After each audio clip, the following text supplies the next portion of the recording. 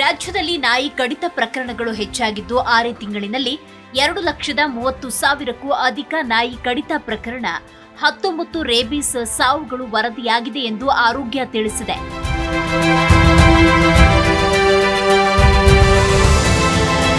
ಹೌದು, ಕರ್ನಾಟಕ ರಾಜ್ಯದಲ್ಲಿ 2025ರ ಜನವರಿ 1ರಿಂದ ಜೂನ್ 30ರ ನಡುವೆ 2,31,091 ನಾಯಿ ಕಡಿತ ವರದಿಯಾಗಿದ್ದು, ಇದೇ ಅವಧಿಯಲ್ಲಿ ಕಳೆದ ವರ್ಷ 1,69,672 ನಾಯಿ ಕಡಿತ, 18 ರೇಬಿಸ್ ಸಾವು ವರದಿಯಾಗಿತ್ತು.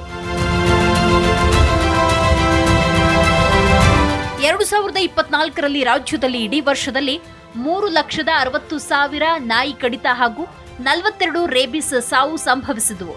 2023ರ ಮೊದಲ 6 ತಿಂಗಳ ಅವಧಿಗೆ ಹೋಲಿಕೆ ಮಾಡಿದ್ರೆ ಈ ವರ್ಷ ನಾಯಿ ಕಡಿತ ಪ್ರಕರಣಗಳ ಸಂಖ್ಯೆಯಲ್ಲಿ 36.20% ಹೆಚ್ಚಳ ಕಂಡು ಬಂದಿದೆ.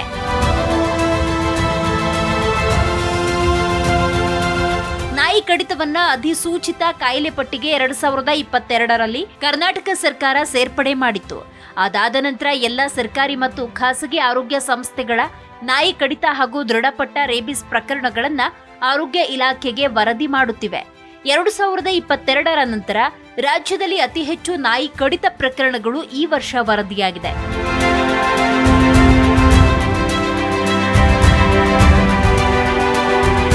ರಾಜ್ಯದಲ್ಲಿ ಅತಿ ಹೆಚ್ಚು ನಾಯಿ ಕಡಿತ ಪ್ರಕರಣಗಳು ವರದಿಯಾಗಿರುವುದು ವಿಜಯಪುರ ಜಿಲ್ಲೆಯಲ್ಲಿ. ಈ ವರ್ಷದ 6 ತಿಂಗಳ ಅವಧಿಯಲ್ಲಿ 15,527 ಮಂದಿಗೆ ನಾಯಿಗಳು ಕಡಿದಿದೆ.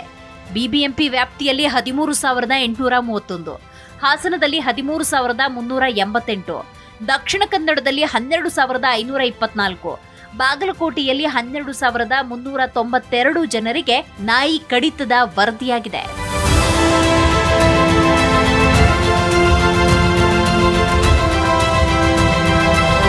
ಅತಿ ಕಡಿಮೆ ನಾಯಿ ಕಡಿತ ಪ್ರಕರಣಗಳನ್ನು ನೋಡೋದಾದ್ರೆ ಯಾದಗಿರಿ ಜಿಲ್ಲೆ, ಅಲ್ಲಿ 1,132 ಪ್ರಕರಣ ವರದಿಯಾಗಿದೆ. ಚಾಮರಾಜನಗರದಲ್ಲಿ 1,810, ಕೊಡಗಿನಲ್ಲಿ 2,523 ವರದಿಯಾಗಿದೆ.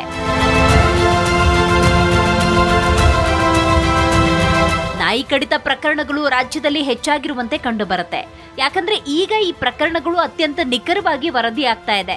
ಈ ಹಿಂದೆ ಇಂತಹ ಘಟನೆಗಳು ನಡೀತಾ ಇತ್ತಾದ್ರೂ ಉತ್ತಮವಾಗಿ ವರದಿ ಆಗ್ತಾ ಇರಲಿಲ್ಲ.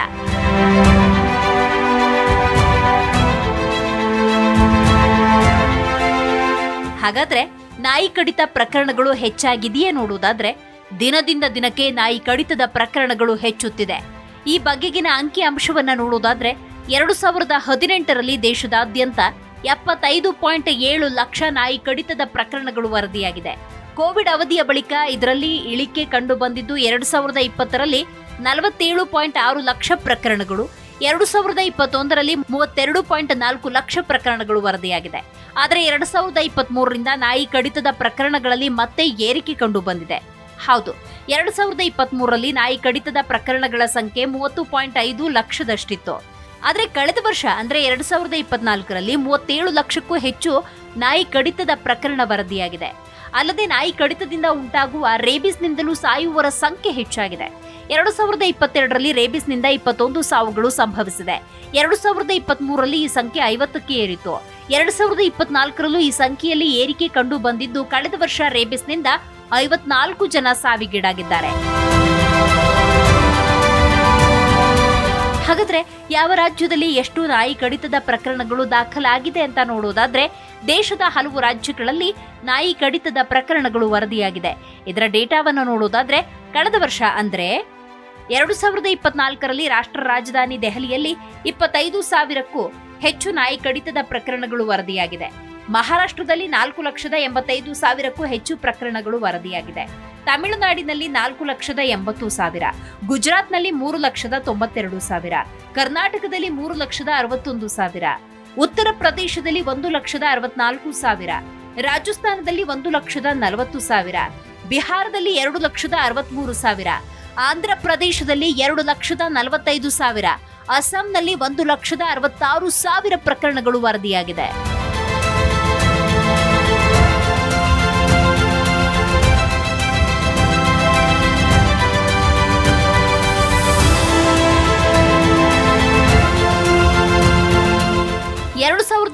ರ ಅಂಕಿ ಅಂಶವನ್ನ ನೋಡೋದಾದ್ರೆ ನಾಯಿ ಕಡಿತದ ಪ್ರಕರಣದಲ್ಲಿ ಮಹಾರಾಷ್ಟ್ರ ಅಗ್ರಸ್ಥಾನದಲ್ಲಿದೆ. ಜನವರಿಯಲ್ಲಿ ಮಹಾರಾಷ್ಟ್ರದಲ್ಲಿ ಅತಿ ಹೆಚ್ಚು ಅಂದ್ರೆ 56,538 ಪ್ರಕರಣಗಳು ದಾಖಲಾಗಿದೆ ಅಂತ ಅಂಕಿಅಂಶ ಹೇಳುತ್ತೆ. ಗುಜರಾತ್ನಲ್ಲಿ 53,942 ಪ್ರಕರಣಗಳೊಂದಿಗೆ, ಹಾಗೆಯೇ ತಮಿಳುನಾಡು 48,931 ಪ್ರಕರಣದೊಂದಿಗೆ ಎರಡನೇ ಸ್ಥಾನದಲ್ಲಿದೆ.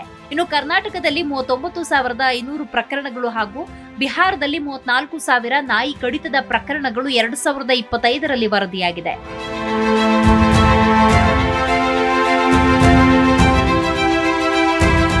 ಸಂವಿಧಾನದ ಆಯಾಮದಲ್ಲಿ ನೋಡುವುದಾದ್ರೆ ಬೀದಿ ನಾಯಿಗಳಿಗೆ ರಕ್ಷಣೆ ಇದೆ. ಕಾಡು ಪ್ರಾಣಿಗಳು ಮತ್ತು ವನ್ಯಜೀವಿಗಳ ರಕ್ಷಣೆಗೂ ಭಾರತದ ಸಂವಿಧಾನ ಹೆಚ್ಚು ಪ್ರಾಮುಖ್ಯತೆ ನೀಡಿದೆ. ಸಂವಿಧಾನದ 246 ಮೂರನೇ ವಿಧಿಯು ಪ್ರಾಣಿಯ ಕಲ್ಯಾಣ ಮತ್ತು ರಕ್ಷಣೆಯನ್ನ ಖಚಿತಪಡಿಸಿಕೊಳ್ಳುವುದಕ್ಕೆ ಮತ್ತು ರೋಗಗಳ ಹರಡುವಿಕೆಯನ್ನ ತಡೆಗಟ್ಟುವುದಕ್ಕೆ ಕ್ರಮಗಳನ್ನು ತೆಗೆದುಕೊಳ್ಳುವ ಜವಾಬ್ದಾರಿಯನ್ನ ರಾಜ್ಯ ಸರ್ಕಾರಗಳು, ಸ್ಥಳೀಯ ಸಂಸ್ಥೆಗಳಿಗೆ ವಹಿಸಲಾಗಿದೆ. ಸಂವಿಧಾನದ 243 246ನೇ ವಿಧಿಗಳು ಪ್ರಾಣಿ ಜನನ ನಿಯಂತ್ರಣ ಕಾರ್ಯಕ್ರಮದ ಮೂಲಕ ಬೀದಿ ನಾಯಿಗಳನ್ನು ನಿಯಂತ್ರಿಸುವುದಕ್ಕೆ ಸ್ಥಳೀಯ ಸಂಸ್ಥೆಗಳು ಕ್ರಮಗಳನ್ನು ತೆಗೆದುಕೊಳ್ಳಬೇಕು ಅಂತ ಸೂಚಿಸುತ್ತೆ.